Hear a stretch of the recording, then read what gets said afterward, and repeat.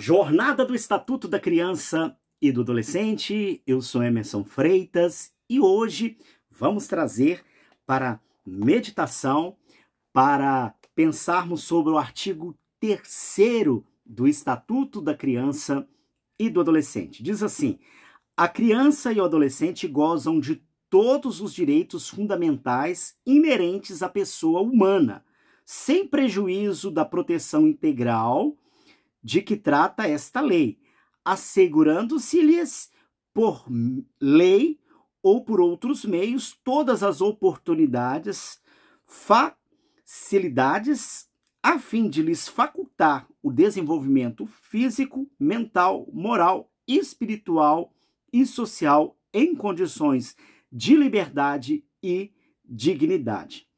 É interessante que em 1990, com o advento do Estatuto da Criança e do Adolescente, as crianças e adolescentes passaram a ser sujeitos de direitos. E a proteção que vigora o Estatuto da Criança e do Adolescente é a proteção integral de crianças e adolescentes. Agora, eles passam a ser pessoas que estão sujeitas a direitos. Direitos, proteção, de uma maneira toda especial. E o interessante é que o artigo 3º aqui diz que a criança e o adolescente gozam, né? Elas devem usufruir de todos os direitos fundamentais inerentes a pessoas humanas, ou seja, todo direito que qualquer um outro adulto ou qualquer outra pessoa tem, uma criança e adolescente também o tem, né? Igual um exemplo.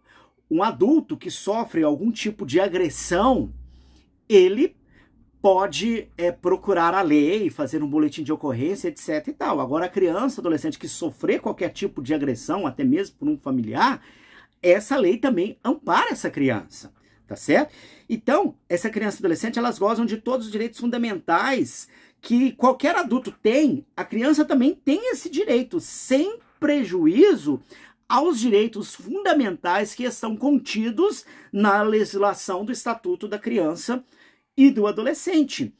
E também diz que todas as outras leis correlatas, qualquer lei que traz qualquer proteção, qualquer direito fundamental a qualquer ser humano, isso também deve atingir a criança e o adolescente. Aqui diz, né, proteção integral de que trata essa lei, assegurando-se-lhes por lei ou por outros meios todas as oportunidades e facilidades, a fim de lhe facultar o desenvolvimento físico, mental, moral, espiritual e social em condições de liberdade e dignidade.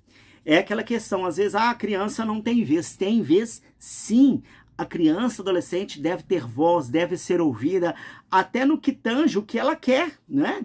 É claro, respeitando a faixa etária, respeitando o poder que ela tem ali de escolha, né, para realizar tal situação, que se aquela situação não a coloque em nenhum risco, né? Um exemplo, a questão espiritual, ela tem sim direito de desenvolver a sua religião, é um direito dela.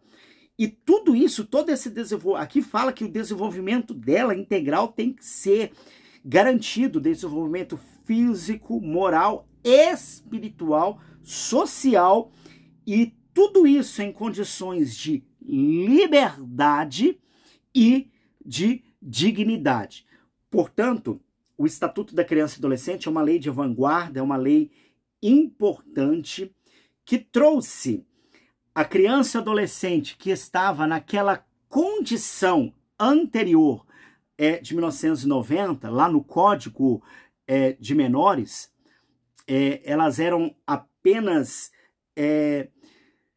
não eram sujeitos de direitos, estavam ali apenas de uma maneira, vamos dizer assim, o Estado queria proteger mais a sociedade do menor infrator. Agora não. A sociedade, ela tem a obrigação de garantir a proteção integral da criança e do adolescente.